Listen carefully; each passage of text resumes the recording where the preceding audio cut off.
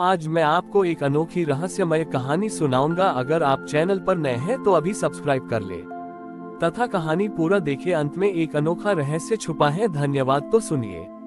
प्राचीन काल में एक हरा भरा और खुशहाल गांव था जिसका नाम था परिपूर्ण। इस गांव के लोग अपनी जीवन शैली को लेकर एक समस्या से ग्रस्त थे। वे हमेशा परफेक्ट परिपूर्ण होने की कोशिश करते थे। हर व्यक्ति हर काम को दोषरहित तरीके से करना चाहता था। उन्हें अधूरापन या गलती बिल्कुल भी स्वीकार नहीं थी। गांव का मुखिया था तपस्वी दोषमुक्त। तपस्वी दोषमुक्त ने वर्षों तक तपस्या की थी और उनका एकमात्र नियम था कि वह अपने जीवन में कोई गलती नहीं करेंगे। वह हर व्यक्ति को उसकी छोटी से छोटी गलती के लिए भी दंडित करते थे, यह मानते हुए कि गलती ही दुख का मूल है। देवलोक में भगवान विष्णु ने ये देखा। उन्होंने देवी लक्ष्मी से कहा, देवी, मेरा संसार पूर्णता और अपूर्णता के मिश्रण से बना है।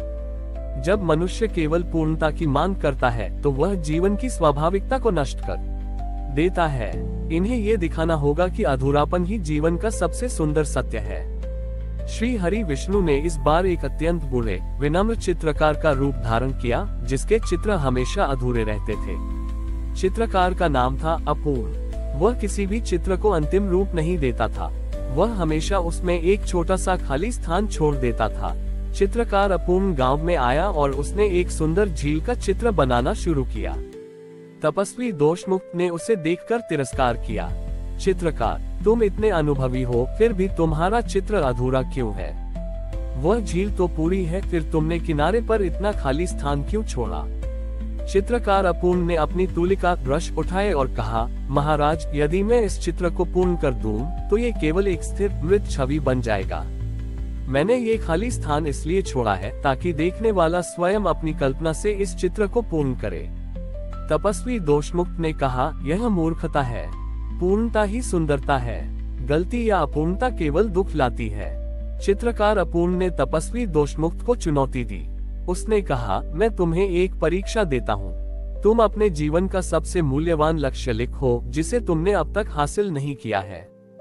फिर तुम उस लक्ष्य को अपने बड़ी ही हाथों से नष्ट कर दो। तपस्वी दोषमुक्त का सबसे बड़ा लक्ष्य था कभी गलती न करने वाला जीवन जीना। उन्होंने एक भोजपत्र पर यह लक्ष्य लिखा। तपस्वी ने कहा, मैं ये लक्ष्य नष्ट नहीं कर सकता।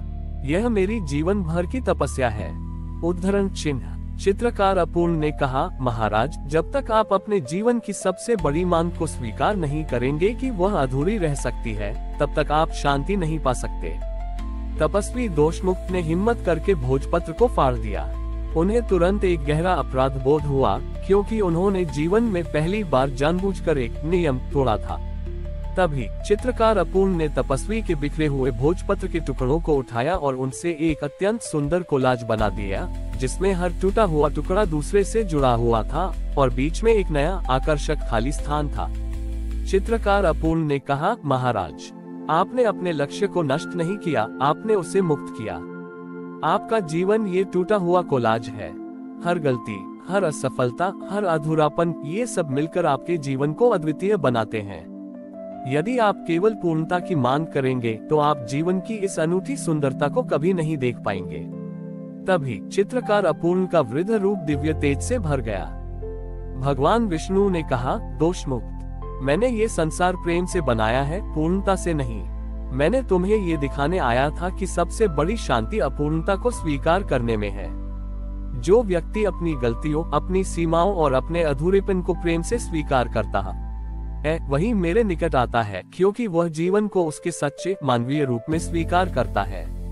तपस्वी दोषमुक्त ने उस दिन से पूर्णता का आग्रह छोड़ दिया और गांव में हर व्यक्ति को उसकी गलतियों के साथ स्वीकार करना शुरू कर दिया। उन्होंने सीखा कि जीवन का परम सत्य पूर्ण होने में नहीं, बल्कि अपने वर्तमान रूप में पूरी तरह से स्वीकार्य होने में है। गांव का नाम बदलकर स्वीकार रखा गया। आचार्य स्वीकार पूर्व तपस्वी दोषमुक्त ने भगवान विष्णु से प्राप्त ज्ञान के बाद अपने जीवन और शिक्षा के सिद्धांतों को बदल दिया। उन्होंने सिखाया कि हर व्यक्ति को अपनी सीमाओं और अपूर्णताओं को स्वीकार करना चाहिए, क्योंकि यही हमें मानवता सिखाती है। स्वीकार नगर में अब एक नया माहौल था, जहां लोग गलतियों से डरने के बजाय उन्हें सीखने का अवसर मानने लगे थे। परंतु इस खुलेपन के कारण एक और अतिवाद सामने आया। नगर में एक वर्ग ऐसा था जिसने जानबूझकर लापरवाही करना शुरू कर दिया। उनका तर्क था कि जब अपूर्णता ही सुंदरता है तो फिर कठोर परिश्रम और नियमों का पालन क्यों करना। वे हर कार्य को अधूरा छोड़ देते थे और उसे अपूर्णता की कला का नाम देते थे। इनमें सबसे आगे था युवक विसंगति। विसंगति ने अपने खेत को जानबूझकर आधा जोता, अपने घर की छत आधी बनाए और कहता था कि वह पूर्णता के अहंकार को तोड़ रहा है। आचार्य स्वीकार इस व्यवहार से चिंतित हुए। उन्होंने देखा कि स्वीकार का सिद्धांत अब कर्तव्य से पलायन का बहाना बन गया है। आचार्य स्वीकार ने विसंगति और सभी शिष्यों को बुलाकर एक अंतिम शिक्षा देने का निश्चय किया। उन्होंने सभी को एक एक बांस की टोकरी दी और कहा, मैं तुम्हें एक कार्य देता हूँ। तुम्हें इन टोकरियों में दूर के झरने से पानी भरकर लाना है। तुम्हें ये कार्य पूरी ईमानदारी से करना होगा। मैं जानता हूँ कि टोकरियां पानी को रोक नहीं सकती, पर फिर भी तुम्हें ये कार्य करना है। सभी शिष्य और विसंगति भी टोकरियां लेकर झरने पर गए। विसंगति ने तो हंसते हुए टोकरी को पानी में डुबोया और वापस आ गया, ये सोचे कि पानी तो रुकेगा नहीं, इसलिए प्रयास ही व्यर्थ है। शिष्य लौटे, सभी की टोकरियां खाली थीं। आचार्य स्वीकार ने विसंगति की टोकरी को देखा और पूछा, वत्स विसंगति, तुम्हारी टोकरी में पानी क्यों नहीं है? विसंगति ने गर्व से कहा, गुरुदेव, टोकरी अपूर्ण है, वह पानी को रोक नहीं सकती। मैंने कम से कम ये स्वीकार किया कि यह असंभव है, इसलिए मैंने जल्द ही प्रयास छोड़ दिया। यही अपूर्णता की सुंदरता है। आचार्य स्वीकार ने तब अपनी टोकरी विसंगति को दिखाई। आचार्य की टोकरी भी खाली थी, पर वह टोकरी अंदर और बाहर से पूरी तरह से साफ थी। आचार्य ने कहा, वत्स, तुम असफल इसलिए नहीं हुए कि टोकरी अपूर्ण थी, तुम असफल इसलिए हुए क्योंकि तुमने कर्म करने का उद्देश्य नहीं समझा। ये टोकरी तुम्हारा जीवन है और यह अपूर्ण है। हाँ, ये सत्य है। तुम पानी परिणाम को पूरी तरह से नहीं रोक सकते, ये भी सत्य है। पर जब तुम टोकरी को बार बार झरने के पानी से भरते हो तो तुम पानी को नहीं रोकते, बल्कि तुम टोकरी को धोते और शुद्ध करते हो। आचार्य ने आगे समझाया, सबसे बड़ी पूर्णता परिणाम में नहीं बल्कि प्रक्रिया में है। तुमने ये सोचकर प्रयास छोड़ दिया कि तुम्हें पानी नहीं मिलेगा, पर तुमने यह नहीं देखा कि कर्म करने की प्रक्रिया में तुम्हारी टोकरी अंदर से की तनी साफ हो गई। तुम्हारी आत्मा भी ऐसी ही है। जीवन के अपूर्ण प्रयासों के बावजूद जब तुम पूरी ईमानदारी से कर्म करते हो तो परिणाम भले ही न मिले, पर तुम्हारी आत्मा शुद्ध हो जाती है। विसंगति को अपनी गलती समझ आ गई। उसने महसूस किया कि वह अपूर्णता का बहाना बनाकर आलस्य और कर्महीनता का जीवन जी रहा था। उसने सीखा कि ईश्वर ने हमें अपूर्णता स्वीकार करने को कहा है, पर कर्तव्य से भागने को नहीं। आचार्य स्वीकार ने अंत में कहा, सच्चा ज्ञान अपूर्णता को स्वीकार करके भी पूर्णता के इरादे से कर्म करना है। अपूर्णता सृष्टि का सत्य है, पर कर्म मनुष्य का धर्म है।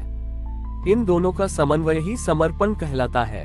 उस दिन से स्वीकार नगर के लोगों ने सीखा कि अधूरापन हमें विनम्र बनाता है, पर यही विनम्रता हमें और अधिक निष्ठा से कर्म करने की प्रेरणा भी देती है। हमारी और भी आध्यात्मिक एवं अनोखी कहानियाँ देखने के लिए हमारे चैनल पर जाएं तथा धार्मिक एवं पौराणिक अनोखी कहानियाँ हमारे चैनल पर है। कृपया जाके देखें तथा हमारे चैनल को सब्सक्राइब करके रखें और वीडियो लाइक जरूर करें। धन्यवाद।